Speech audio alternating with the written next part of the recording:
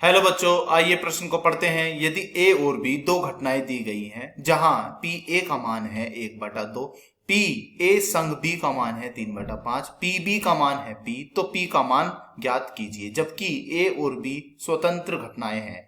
सबसे पहले हमें इस प्रश्न की मुख्य अवधारणा समझनी होगी। माना हमारे पास दो घटनाएं हैं, एक घटना है ए, दूसरी घटना है हमारे पास बी। घटना ए के घटने की प्रायिकता है हमारे पास पी ए, घटना बी के घटने की प्रायिकता है हमारे पास पी बी। यदि ये दोनों घटनाएं एक दूसरे से स्वतंत्र हैं तब ए उभयनिष्ठ बी का मान क्या होता है? पी ए उभयनिष्ठ बी का मान होता है पी ए गुणे पी बी। तो अब हम क्या करते हैं, अपने प्रश्न को हल करने की ओर चलते हैं। तो चलिए प्रश्न को हल करने की ओर हम एक बार अपने प्रश्न को लिख लेते हैं। हमारे प्रश्न में घटना ए के घटने की प्रायिकता क्या दी हुई है? हमें इसके घटना की घटने की प्रायिकता दी हुई है 1/2। हमें घटना ए संग बी के घटने की प्रायिकता क्या दी हुई है? यह दी हुई है 3/5। हमसे पूछी क्या है? हमसे पूछी है बी घटना के घटने की प्रायिकता क्या होगी। हम जानते हैं कि घटना ए व बी के संग की प्रायिकता क्या होती है। यह होती है ए की प्रायिकता जमा बी की प्रायिकता माइनस में होती है ए व बी के उभयनिष्ठ की प्रायिकता। हमने अपनी मुख्य अवधारणा में एक सूत्र पढ़ा है पी ए उभयनिष्ठ बी का। तो यह क्या सूत्र है? यह सूत्र होता है पी ए गुणा में पी बी।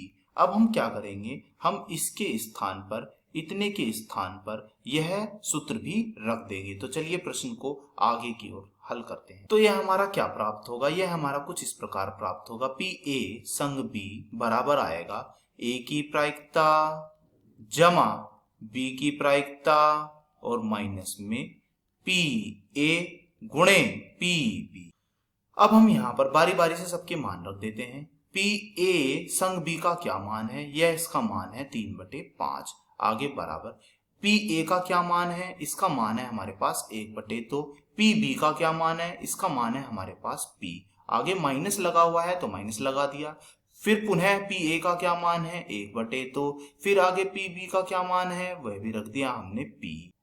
अब हम इस प्रश्न को आगे की ओर बढ़ाते हैं। 3/5 हमने ऐसे ही उतार लिया बराबर, फिर 1/2 ऐसे ही उतार लिया। अब हम यहाँ देख रहे हैं p का गुणांक है यहाँ पर 1 और यहाँ पर p का गुणांक है माइनस में 1/2।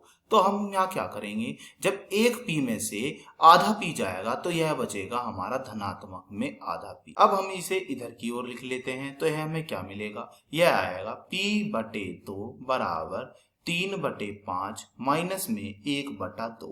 अब हम इन दो का लघुत्तम समापरिवर्तक ले लेते हैं, 5 का व 2 का। तो लघुत्तम समापरिवर्तक क्या आएगा? यह आएगा 10। 5 से यह 2 बार जाएगा और 2 की गुणा फिर हम ऊपर कर देंगे तो 3 दूना हो जाएगा 6, बीच में है माइनस। फिर 2 से यह 10 5 बार जाएगा और 5 की गुणा फिर 1 में कर देंगे तो यह आएगा 5। फिर आगे 6 में से 5 जाएगा तो यह बचेगा 1। नीचे क्या चल रहा है? नीचे चल रहा है हमारा 10। बराबर में उधर क्या है? इधर है हमारा बराबर में p/2। तो लिख लेते हैं p/2। अब आगे की ओर 2 से एकम 2 और यह कटेगा 5 बार। तो यह हमारा आया p का मान 1/5। आशा करता हूं यह प्रश्न आपको समझ में आया होगा। धन्यवाद।